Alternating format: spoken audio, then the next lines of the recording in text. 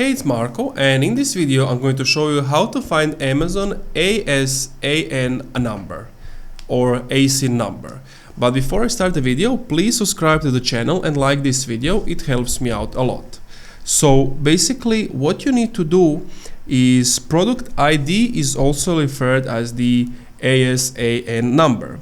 Now, to usually find the AS number, you can find it in the product details section. As you can see, product details, and you have the ASIN number.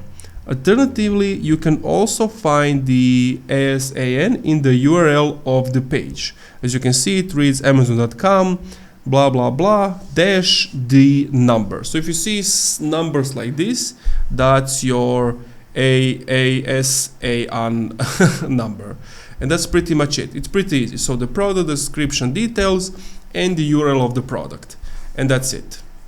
Thank you for watching the video. If you enjoyed, leave a like, comment, subscribe. If you're still having some issues, let me know what is the problem down below and do my best to help you out.